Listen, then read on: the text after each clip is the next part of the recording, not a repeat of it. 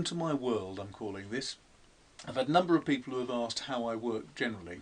I started out working on a kitchen table with a laptop, and I progressed to a full-size desk after a while, so I've now got a very pleasant, large, old solicitor's desk, I think it's called, where you've got a hole through the middle and drawers either side. Brilliant desk, I love it lots. That's where my big iMac sits with the screen that's enormous.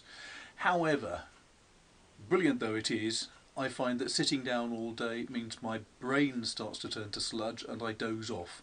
So I have constructed this wonderful standing desk. As you can see, it works very well for me, it's just the right height. And it's got all of the essentials here that I need whenever I'm writing or editing or doing anything else. So I've got a clock in front of me all the time, my old fob watch. Delightful this, it was made in Morton Hampstead, so I'm very fond of that. I have all of the more recent editions of my books here, and underneath the desk you'll see there's all of the old original versions as well. And the great thing is about this, I've got space for a laptop, which is what I work on most of the time when I'm up here. Always have lots and lots of notepads here. My main stationery is above here as well, so you can see I've got lots of Rhodia and other notepads. But when I'm working, I've got access to all of the books that I need at any time right in front of me. Makes life a lot more straightforward. I pick out the books I need for that day and they're always here to work on.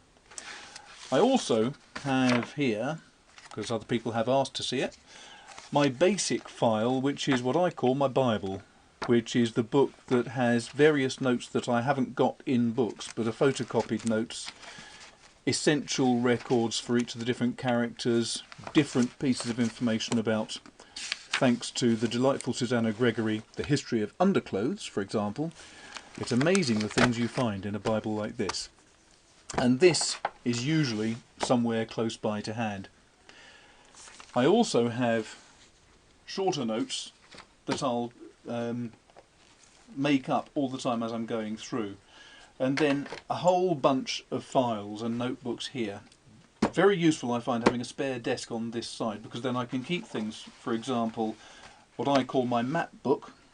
This is where I keep diagrams of the different locations. It's the maps that you will find eventually end up being used in the different books. So for example, we've got the Line of March, which is coming out in Field of Glory later on this year. That is now coming up. This is the proof version coming in the book. So that's handy. I have lined paper pads, which are much more for keeping records of different things as I'm going through day by day. All of my old notepads I still keep around me, because then I know what's going on. And I have larger notepads, which are where I put down basic ideas of stories, basic characteristics. I make sketches of faces that I'm thinking of at any one time.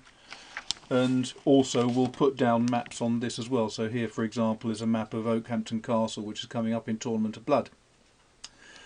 Meanwhile, behind I have all of my main medieval research books, academic books going down to various other types. The great thing is that I can grab any of these as I'm going through, so rather than having to stop work and think, where am I going to get that from? My books are always to hand, I can just grab them.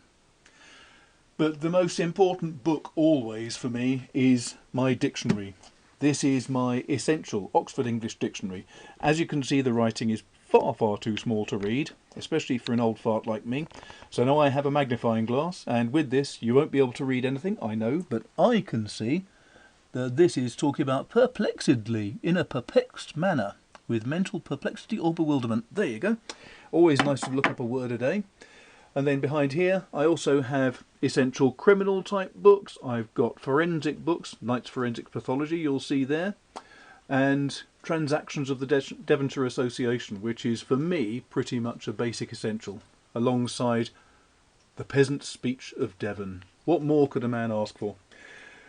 So that is a whistle-topped tour of my working area, and all I can say is, if you want to write books, it is a really good idea to have everything to hand, keep everything nice and simple, and then you should be able to find yourself working much more efficiently. It works for me anyway. That's all I can suggest. And now, if you've enjoyed this, don't forget, do put a like tick at the bottom of this video. Do please subscribe to it. And if you've got any comments, the comments boxes are at the bottom, but you can also contact me on Facebook and Twitter and all of the other standard things. So I look forward to hearing from you, because it makes it much more worthwhile if you respond back. Thanks very much. I look forward to seeing you next time. Bye.